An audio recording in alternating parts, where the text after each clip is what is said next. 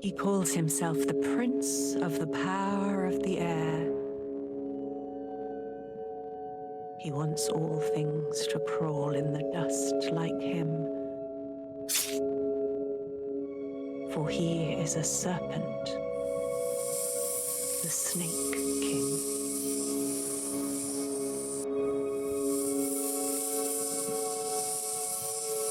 The world is overcome by his thorns and thistles. Even us birds have long since given up the power of flight. But there are rumors of a way to defeat him, hidden in an old, mostly forgotten book.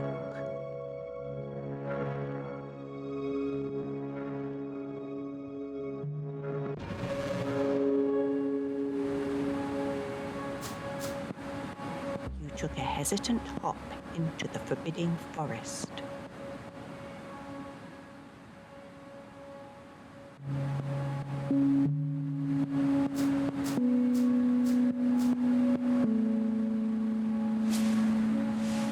Mungo, over here!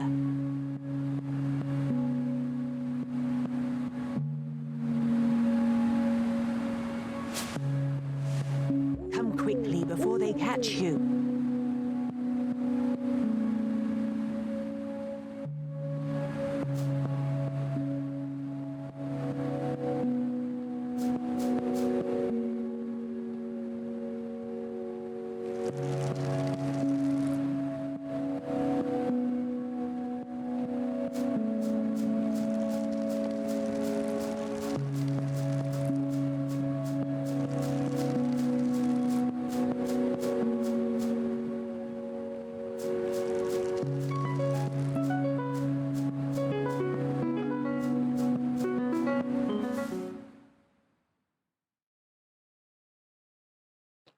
I've finally found it, Mungo. It has taken me many years and has cost me more than you can know. This may be the last remaining copy. If the serpent can be overthrown, I dare to even hope that if any hope remains, it must be in the book. The old owl asked you to fetch the precious pages from behind the brambly bush.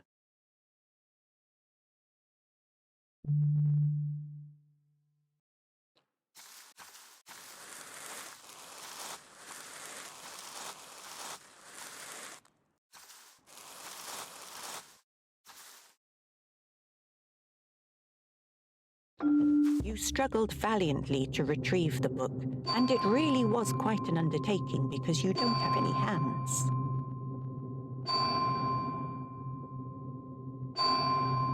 When you considered every sinister stunt the serpent had taken to suppress the book, you felt hope tremble through you. Could Owl be right?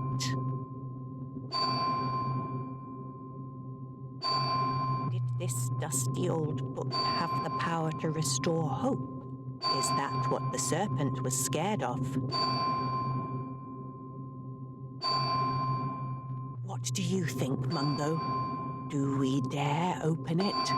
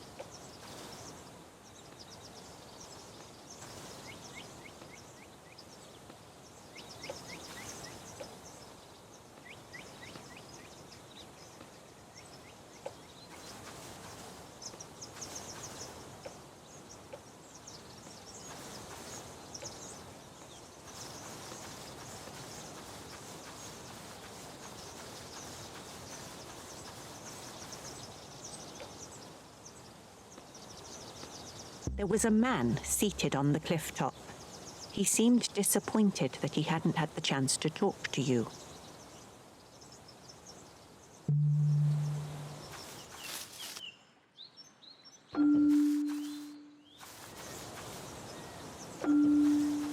In a perfect place, you met a man who seemed exceedingly comfortable in his own skin. The man, Adam, introduced himself and invited you to enjoy the view with him. I never tire of this view, and you had to admit it was quite lovely. My father made all of it, you know, every leaf, lake, and lemon.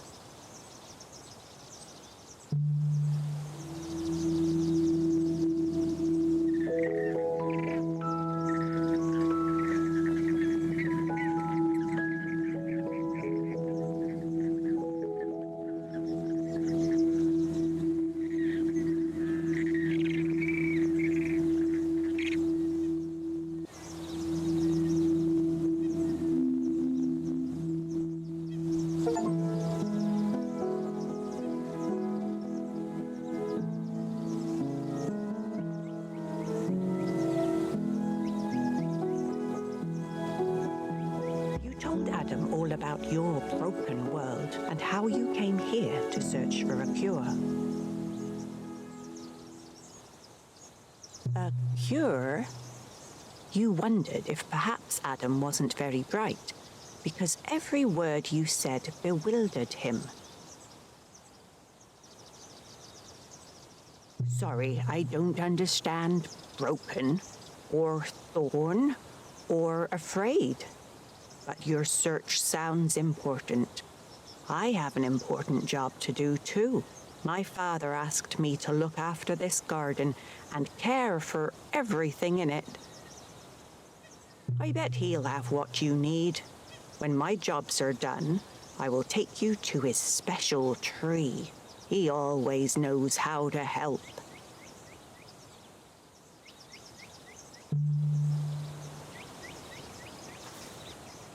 Come along, grab a leaf and follow me.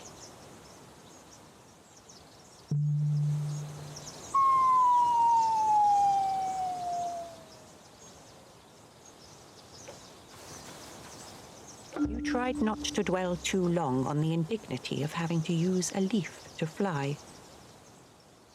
With wings instead of thumbs, could you even hold a leaf? But in a perfect place like this, maybe even your useless wings could glide.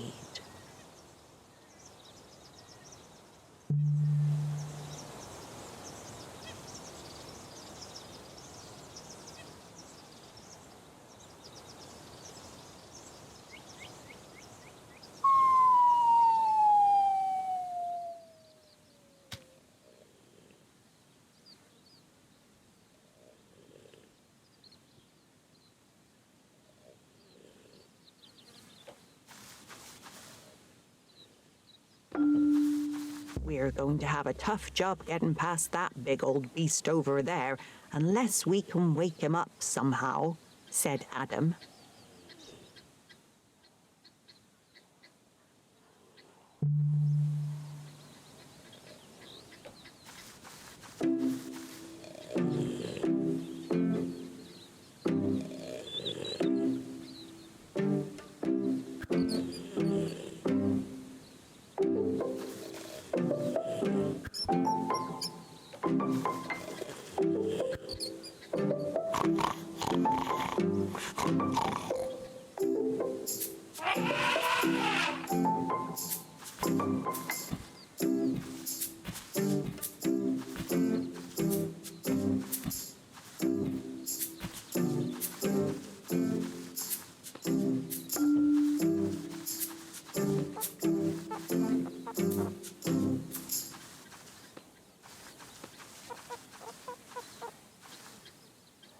If you'd like, you can help me plant something pretty in these patchy spots. A lesser bird might have eaten the seeds that Adam gave you, but not you.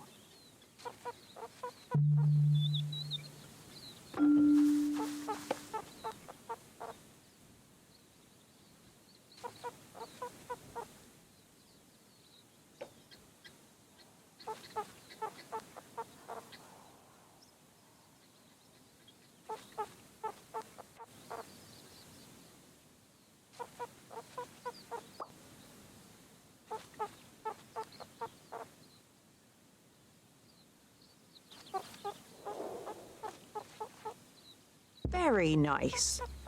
And you can change it whenever you want. Everything grows so easily here. Anytime you see a patchy spot, feel free to fill it in. Let's see, what else? I never run out of animals to name. Help me find a few, and I'll let you name them.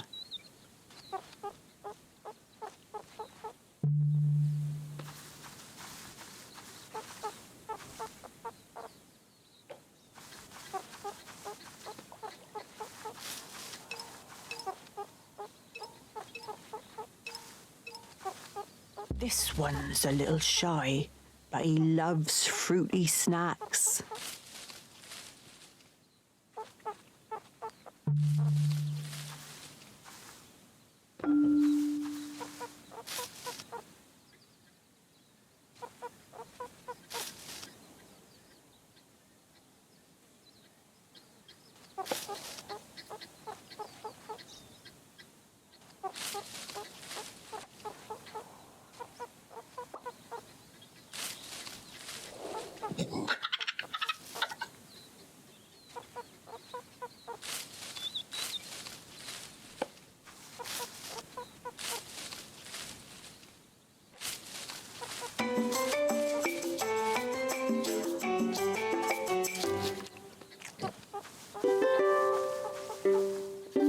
I'm really fond of this one, and he's really fond of apples, just like me.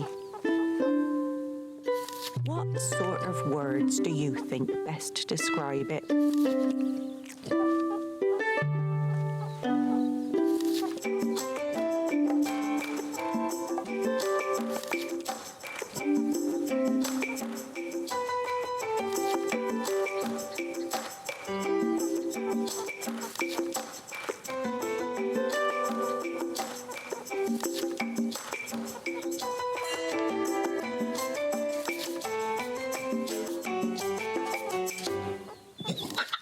Nice choice. Now we should probably name a few more if I'm ever going to get through them all.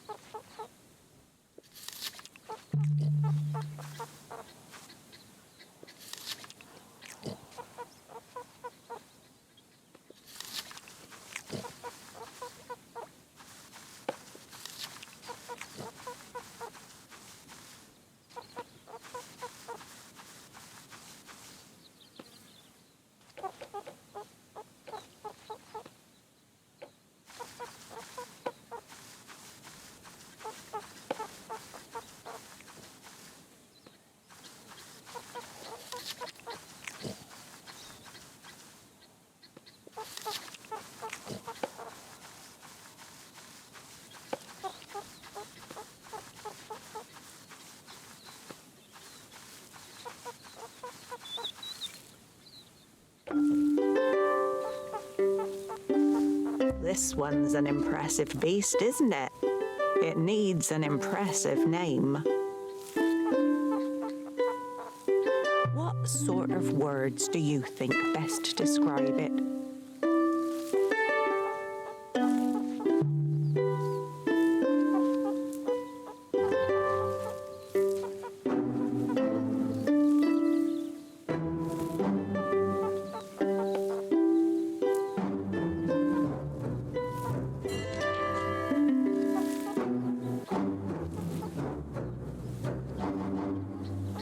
A fine choice. That's probably enough for today, though I think there's still one or two more around if you want to keep looking. Come and meet me by my home when you're ready, up the slope to the right.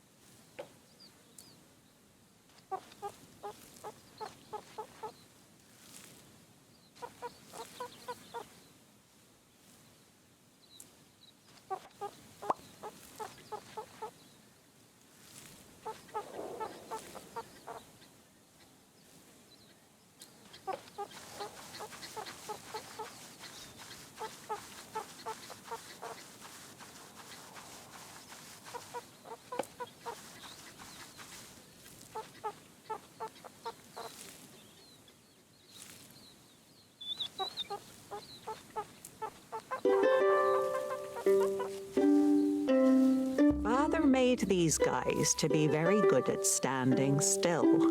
What name shall we give them?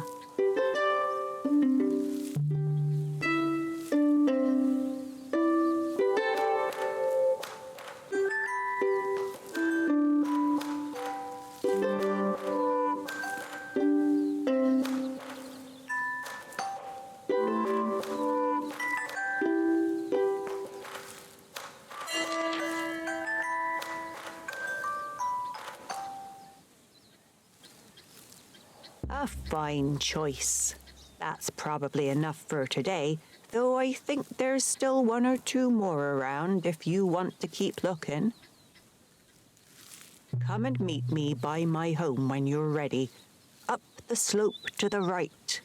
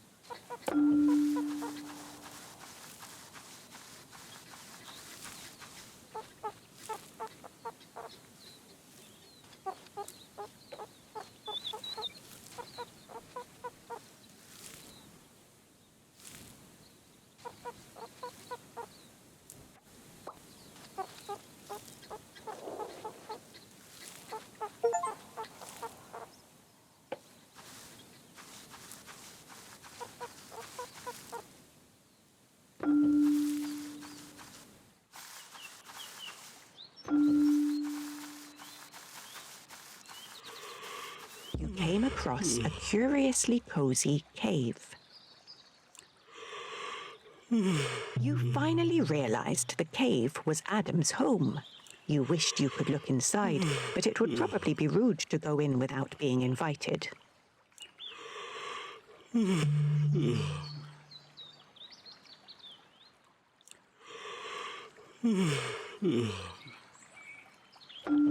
After a hard day's work in the Garden of Eden, Adam gave an enormous yawn. "This caring for the garden business is tiring," he said. You politely declined to mention that it seemed pretty easy to you. Maybe Adam didn't know what hard work was? It was nice to have your help. It really is more work than one person can handle. You thought you heard a wistful sigh. He invited you to come inside his cave for some sleep. "In the morning, I'll take you to the special tree at the top of the mountain." Well, and that other tree that my father said we mustn't eat from. You wondered if it had wormy apples or something. Yum.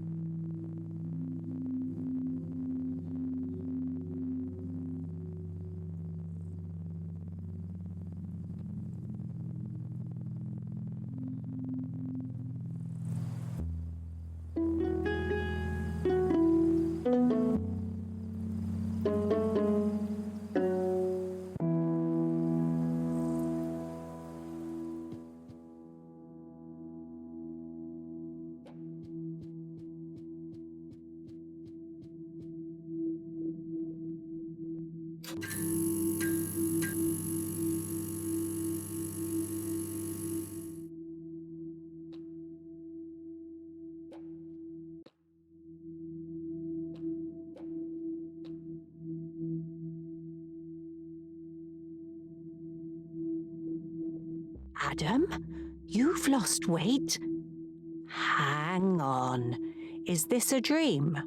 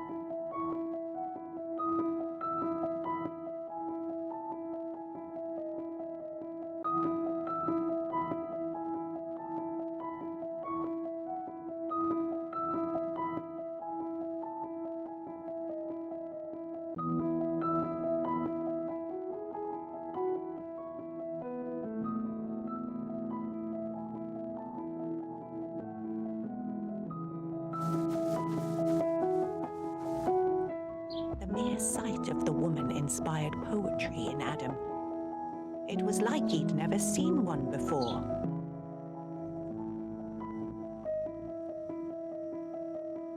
This, at last, is bone of my bones and flesh of my flesh.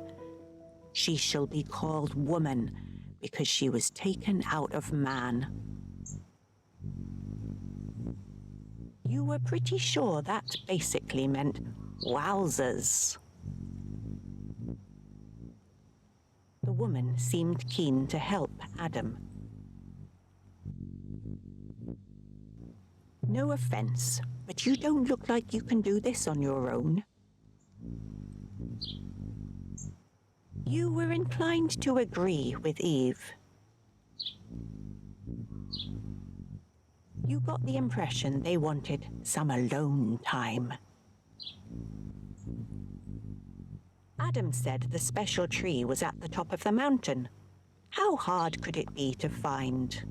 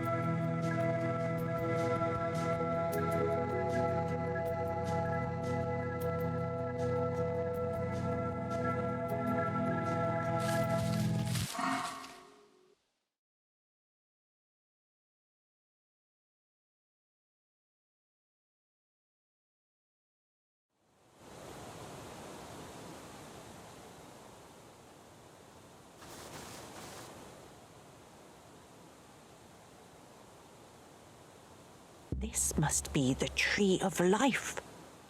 Wow! Suddenly, special didn't seem like a special enough word.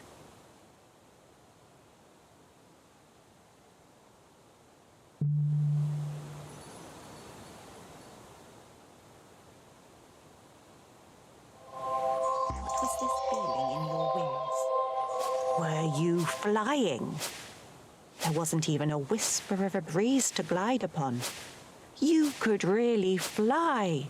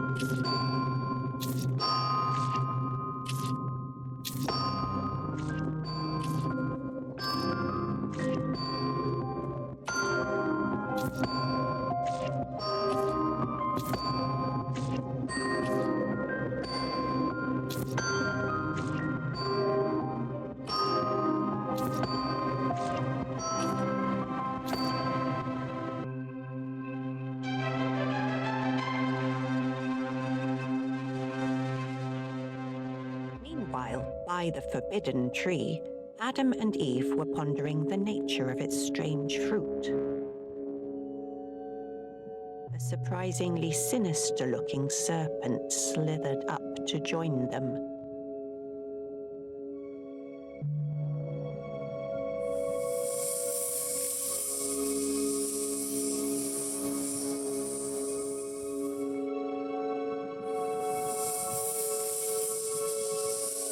The serpent surveyed the seductive snack. Did God really say you must not eat from any tree in the garden?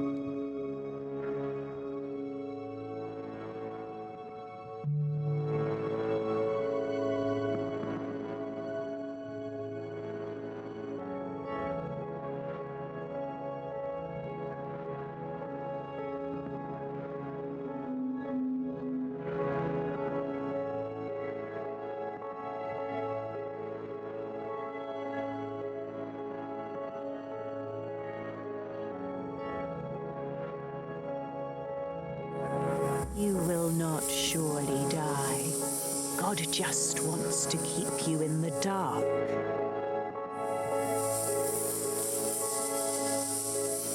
He knows that if you eat it, your eyes will be opened and you will be like him, deciding for yourself.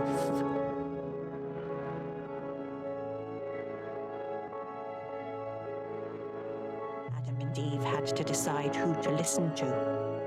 What was a lie? What was the truth?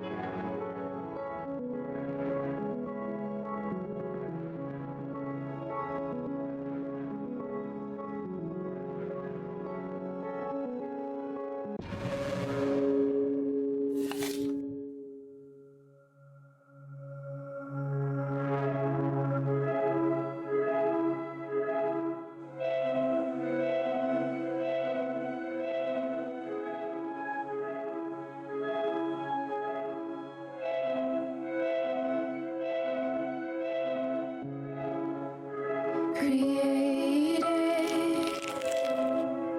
in the image, my image born in perfect family.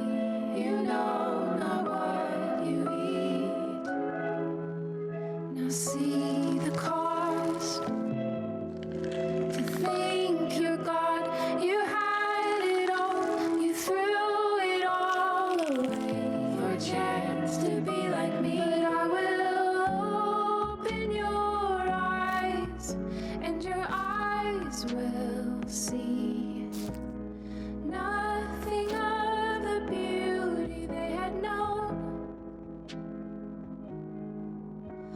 will open your eyes to your folly as you watch over your sin, as the thorns and thistles win, as you watch the garden lost to overgrowth.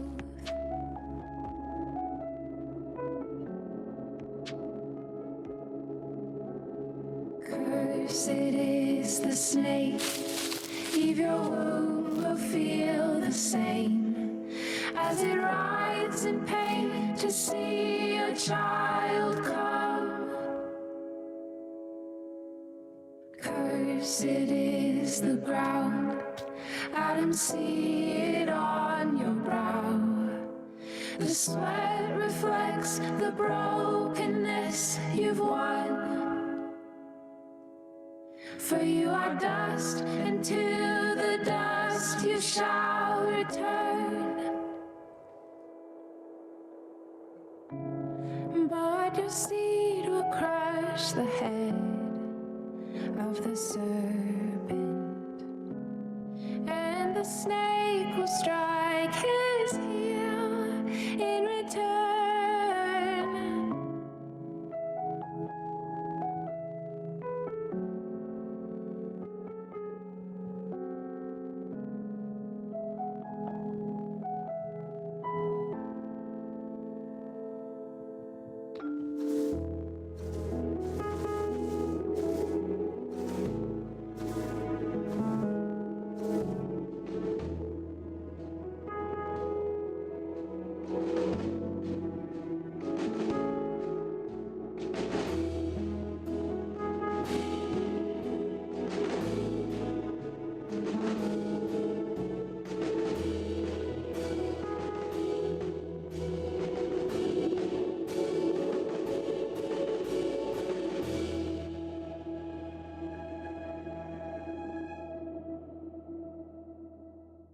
The two of you sat in silence for a few moments, contemplating what you had just read. Owl broke the silence. So the world has not always been as it is now. Then there is reason to hope that perhaps the world will not remain broken forever. It could have just been that, as a bird, you had a particular affection for seeds, but you couldn't quit thinking about the seed of Eve. If God promised that the seed of Eve would crush the serpent, where is the seed now? And how could you get back to this tree of life? I do not know the answer to your questions, but I do know that our fate and the fate of all creation is tied to the human race because of that promised seed. There is much more to read. I'm sure we'll discover more. But not today. It is too dangerous to have the book out in the open like this. Let's get some rest. We can read more together another day.